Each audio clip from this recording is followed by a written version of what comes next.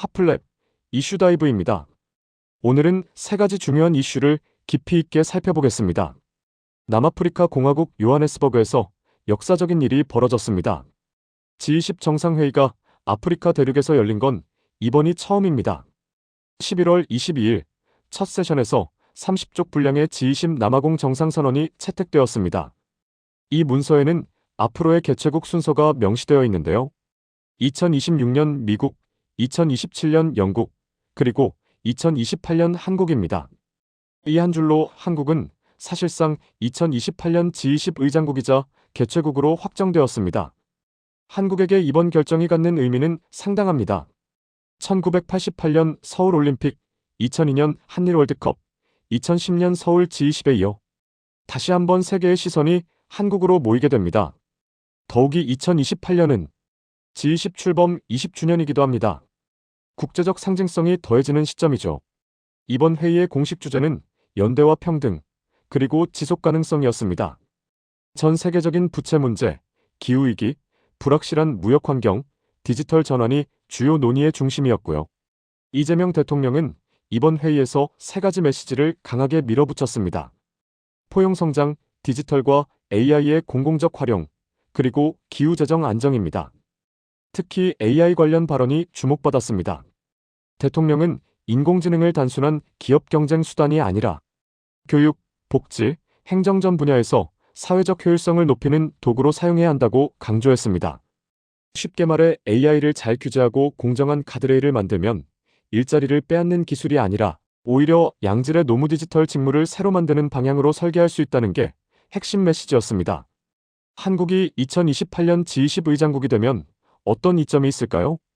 반도체, AI, 배터리, 디지털 무역 기준 같은 첨단 산업의 규범 설정 과정에서 우리 기업에게 유리한 논의를 만들어갈 가능성이 있습니다. 국가안보실도 이미 내년 APC에서 제시할 글로벌 AI 기본사회 의제를 G20으로 확장하겠다는 뜻을 밝힌 바 있습니다. 2028년은 한국이 글로벌 디지털 규범 논의의 중심에 서는 해가 될 것입니다.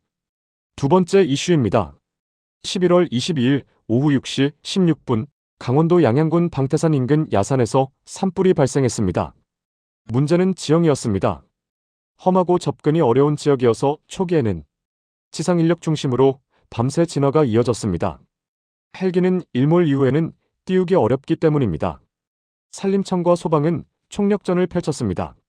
인력 300명 이상, 장비 100대가 넘는 규모가 투입되었고 다음날 일출과 함께 산불 진화 헬기 20대 이상이 동원되었습니다. 헬기가 하늘에 떠오르자 진화 속도가 빠르게 붙었습니다. 23일 오전 10시 20분경 주불 진화가 완료되었습니다. 피해 면적은 산림 약 22.5헥타르, 축구장 수십 개 크기입니다. 다행히 인명 피해는 없었습니다. 하지만 강원 동해안권 특유의 건조한 기후와 바람이 겹치면서 초겨울 산불이 대형화될 수 있다는 경고가 다시 제기되었습니다. 여기서 주목해야 할 점이 있습니다. 최근 몇 년간 우리나라의 산불 패턴이 완전히 변했다는 겁니다. 예전엔 산불이 봄철 건조기에 집중되었습니다. 그런데 지금은 가을과 겨울에도 대형 산불이 반복적으로 나타나고 있습니다. 기후변화로 계절적 안전망이 무너지고 있는 겁니다. 여름엔 폭우, 겨울엔 산불.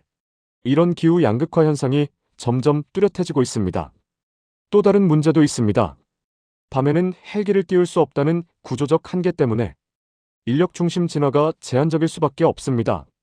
결국 야간 산불 대응 장비와 예산 배치 문제도 다시 논란이 될 가능성이 높습니다. 이번 방태산 산불은 단순한 화재 사고가 아닙니다. 기후변화가 일상에 들이우는 구조적 위협을 보여주는 사례입니다. 세 번째 이슈입니다. 일본의 새 총리 다카이치 사나에가 국회에서 민감한 발언을 했습니다. 대만에서 유사시가 발생하면 일본의 존립위기 사태가 될 수 있다. 여기서 존립위기 사태라는 표현은 법적으로 일본이 군사행동을 할 수 있는 근거로 연결됩니다. 중국 입장에서는 매우 민감하게 받아들일 수밖에 없는 발언이죠. 중국의 반응은 즉각적이었습니다. 외교부와 관영 매체가 강하게 반발했고 곧바로 일본 여행 자제와 단체 관광상품 판매 중단이 이어졌습니다. 여행사들은 일본행 상품을 사이트에서 삭제하거나 취소 시 전액 환불을 제공하며 사실상 관광 보복에 들어갔습니다. 일본 내에서는 차라리 시끄러운 관광객이 줄어서 좋다는 반응까지 나오면서 양국 감정의 골은 더 깊어지는 분위기입니다. 중국인 방일 여행이 급감할 경우 일부 분석에서는 일본 GDP가 최대 0.3% 감소하고 연간 2조 엔 이상의 손실이 발생할 수 있다는 분석이 나옵니다. 그런데 이 갈등이 한국에게는 단기적으로 기회가 되고 있습니다. 중국 내 여행 플랫폼에서는 일본 대신 한국으로 가자는 분위기가 확산되며 한국 여행 수요가 상승하고 있습니다. 항공사, 면세점, 호텔, 카지노 등은 중국발 수요가 일부 복구될 수 있다는 기대를 갖고 있습니다. 하지만 장기적으로 보면 상황은 복잡합니다. 중국이 일본에 꺼낸 관광 보복 카드, 일부 수입 제한, 여론전 같은 방식은 언제든 한국에도 적용될 수 있는 양날의 구조입니다. 동북아 공급망도 흔들릴 가능성이 있습니다. 반도체, 배터리, 히토류, 부품 등에서 한국이 중국과 일본 어느 쪽에 얼마나 의존할지를 포트폴리오 차원에서 재점검해야 한다는 지적도 나옵니다. 단기적인 반사이익에 안주할 것이 아니라 동북아 갈등 구조 속에서 어떻게 전략적 균형을 잡을 것인가가 한국의 과제입니다. 오늘의 핵심 이슈 정리 도움이 되셨다면 구독과 좋아요 부탁드립니다. 핫플랩은 앞으로도 우리가 알아두어야 할 필요가 있는 중요한 이슈를 꾸준히 전해드리겠습니다. 다음 영상에서 뵙겠습니다. 핫플랩